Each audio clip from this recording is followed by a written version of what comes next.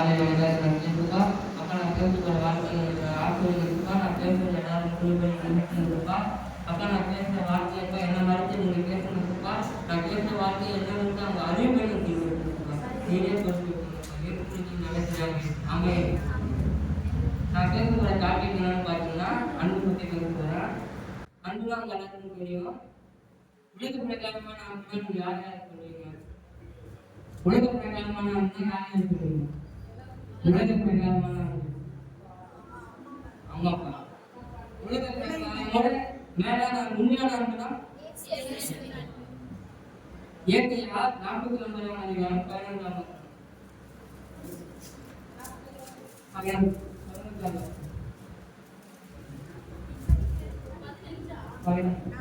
ஸ்திரீயானவள் தன் கர்ப்பத்தின் பிள்ளைக்கு இறங்காமல் தன் பாலகனை மறப்பாளோ அவர்கள் மறந்தாலோ நான் உன்னை மறப்பதில்லை. அதாவது ஒரு வீட்டுல ஒரு குழந்தை சூழ்நிலை இருக்கு. அந்த குழந்தைய எழுச்சி அழுதவங்க அவங்க அம்மா என்னதான் பாடிருக்காங்க வீட்டுல வந்து அந்த குழந்தைய பாடுறாங்க. அவ்வளவு பாசமா இருக்கிற காயே அவங்க குழந்தைய பண்றாங்க. நான் அவங்க மறக்க மாட்டேன்னு சொல்றாரு. ஏற்கப்பட மாதிரி இருக்காண்டு உண்மையான அன்பு. ஏற்கப்ப அன்பு எப்படி எடுத்துக்கிறது நம்ம பார்க்கலாம். ரோமர் 5 எடுத்துக்காங்க.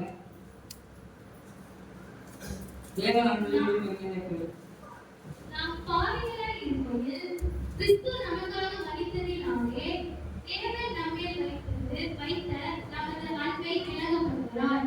யாருக்காக மரித்தாங்களா? நம்ம பாவிகளா இருந்தால நமக்காக வந்து நம்ம மேல இருக்க அன்புனால அவர் வந்து நம்ம மறுத்தாரு. அதே மாதிரி 1 யோவான் 4ஆம் அதிகாரம் 9ஆம் வசனம் பாருங்க.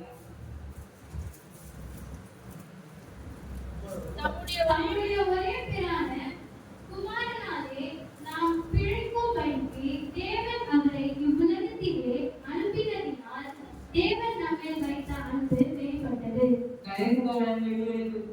நமக்காக இந்த பூமியில வந்து நம்ம சிலுவையில இறங்கி அவ்வளவு பாடுவாங்க, அவ்வளவு கஷ்டப்பட்டு நமக்கான அன்புனால்தான் அவர் வந்து சிலுவையில இருக்காரு. சரிங்களா?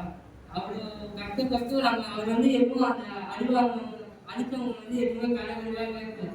அப்ப கூட என்ன சொன்னாங்கன்னா பிகாந்தே இருக்கிற முடியும் இவரை செய்யறது என்னன்னு தெரியாமலாம் செய்யறாங்கன்னு சொன்னாரு.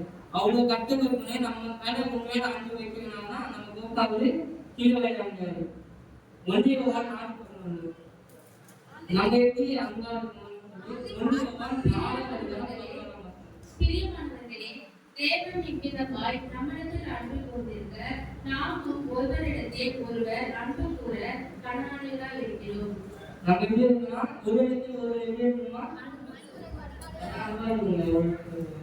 உண்மை பண்ணுவாங்க. யார் யார் எப்படி இருக்கணுங்க? ஒருவருக்கு ஒரு அன்பா இருக்கீங்களா? எல்லாம் அன்பா இருக்குங்க. நம்ம வந்து ஒருவருக்கு ஒரு அன்பா இருந்தா நம்ம யாரா இருக்கோம்? நம்ம கூட யாரு இருக்காரு? அப்ப நம்ம யாரு இருக்கோம்? அன்பா இருக்கணும். நிறைய துணியை எக்காவது இருக்காங்க. அன்பினாதவன் தேவனை அறியான், தேவன் நம்மாகவே இருக்கிறார். யார் அன்பா இருக்காரு? அப்ப நம்மளா யாரு? யாரா இருக்கணும்? யார் நம்ம கூட யாரு இருக்காரு? அன்பில் எப்படி இருக்கான்?